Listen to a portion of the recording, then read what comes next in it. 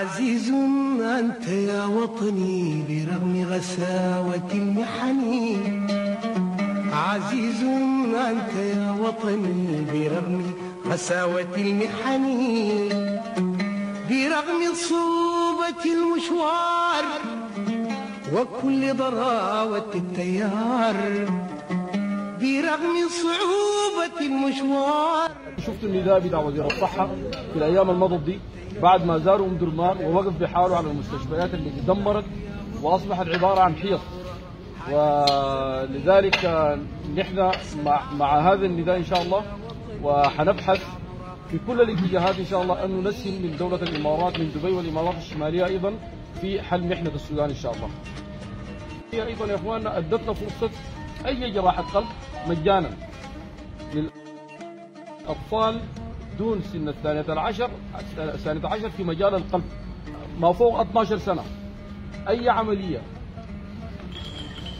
استدعت مبلغ كبير وعجز الشخص المعني أو المريض أو أهله عن دفع القيمة، الذراع الخيري لآستر حيتولاها إن شاء الله ويساهم فيها مساهمة كبيرة إلى أن تصل درجة المجانية.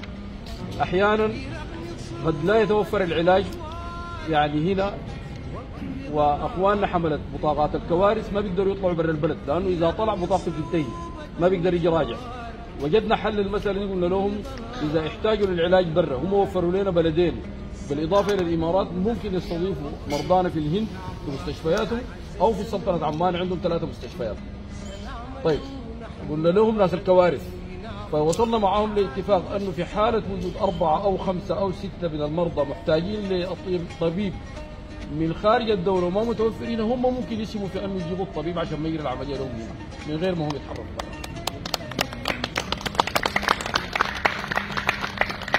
في مجال التعليم تواصلنا التعليم الجامعي، عندنا عدد من الطلاب في خاصة في الكليات التطبيقية، طب وطب أسنان وصيدلة وغيرها، مختبرات وغيرها.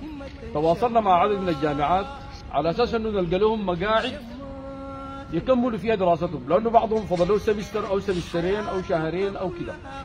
فبنبحث في مساحة يستضيفوهم لنا ويدوهم لنا شهادة بتاعت إكمال. اتفقنا نحن مع ناس التعليم العالي أنه يقبلوها لهم كساعات حتى أنه ما يفقدوا كثير من الزمن. بلدنا محتاج إلى أي مجهود، وما في واحد يا إخواننا يستصغر مجهوده. إيد على إيد بتعمل شنو يا إخواننا؟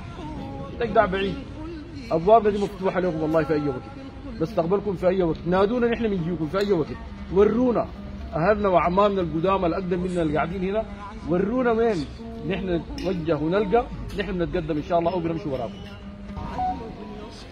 ما نريد نذكره لقد ذكره السفير ظاهر، هي خدمة المحتاجين من السودانيين العارضين والمقيمين، وهذا هو ديدننا ونحن مستمرين فيه، وإن شاء الله بمجهود الجميع نصل للنهاية اللي احنا نرجوه، أن تقدم خدمة لأعضاء الجالية السودانية الموجودين في دولة الإمارات عامة.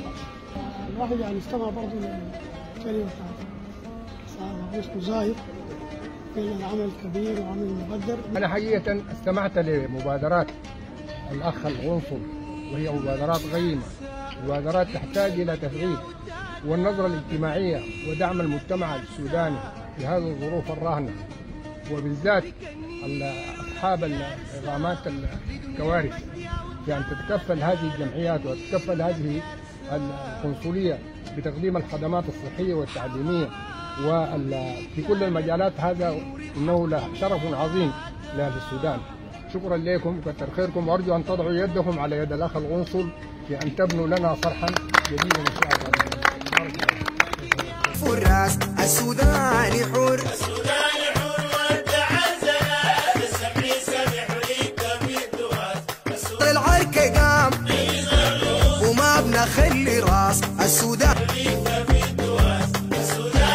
اهي السوداني يوم واللي يقف ويقول انا سوداني، تاني ما في قول. السوداني حر، معروف الزول اصلي والتصول، مغلق كاشفات وفارس وفراس. السوداني حر، وانت عزنا بالسمع، لا فايته للحدود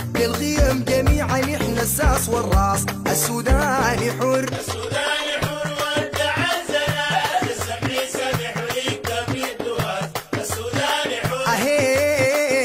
السودان وطننا وعيوننا ليه نحيا ونفنفيه السوداني حر كان في منا جد شافعنا بيحميه ومات الرجال يبقى له حراس السوداني حر